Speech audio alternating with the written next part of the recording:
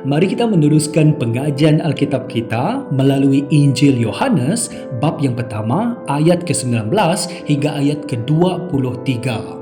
Inilah kesaksian Yohanes apabila orang Yahudi di Yerusalem mengutus para imam dan orang Lewi untuk bertanya kepadanya, "Siapakah kamu?" Yohanes mengaku, "Aku bukanlah Kristus." Mereka bertanya, "Jadi kamu ini siapa? Elia?" "Bukan," jawabnya. "Adakah kamu nabi?" Dia menjawab, "Bukan." Kemudian mereka berkata, "Siapakah kamu? Katakanlah, supaya kami dapat menyampaikan jawaban kepada orang yang mengutus kami. Menurut katamu sendiri, kau ini siapa?" Yohanes menjawab, "Aku ini satu suara yang berseru di gurun. Luruskanlah jalan untuk Tuhan, sebagaimana kata Nabi Yesaya." Kita sudah diberitahu bahawa Yohanes Pembaptis memberi kesaksian tentang cahaya yang benar, cahaya yang hidup, dan juga tentang anak tunggal Allah yang kita kenal dalam nama Yesus Kristus.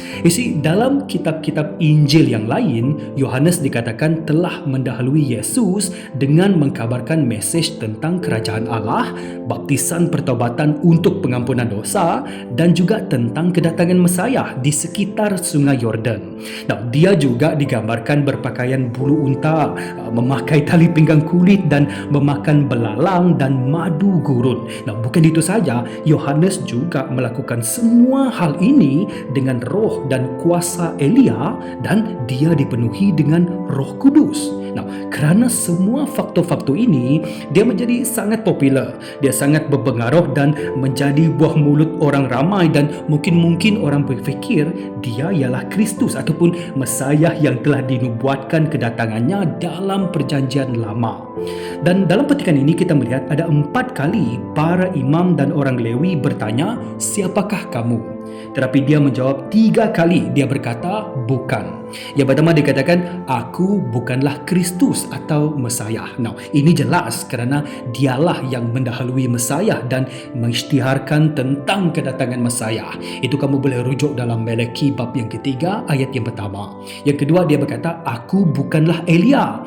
Ya, dia mendahului Mesias ataupun Kristus dengan roh dan kuasa Elia, seperti yang dikatakan dalam Lukas bab yang pertama ayat yang 17.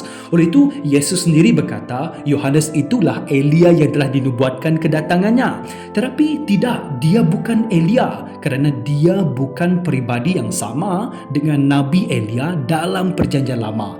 Dia hanya datang dengan roh dan kuasa Elia. Dan yang ketiga dia berkata, "Aku bukanlah nabi." Ini merujuk kepada nabi seperti Musa.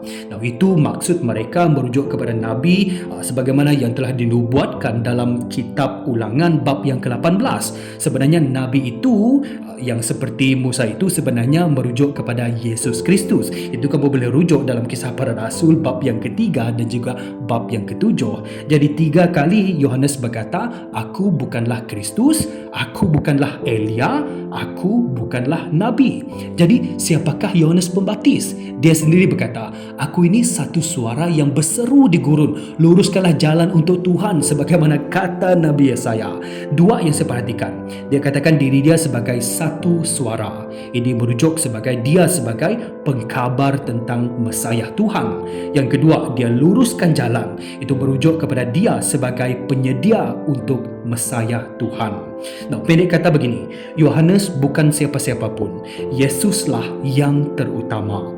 Jadi kita semua juga harus menjadi seperti Yohanes Pembaptis. Kita harus menjadi pengkabar tentang Mesias Tuhan dan juga penyedia untuk Mesias Tuhan. Sama seperti Yohanes Pembaptis.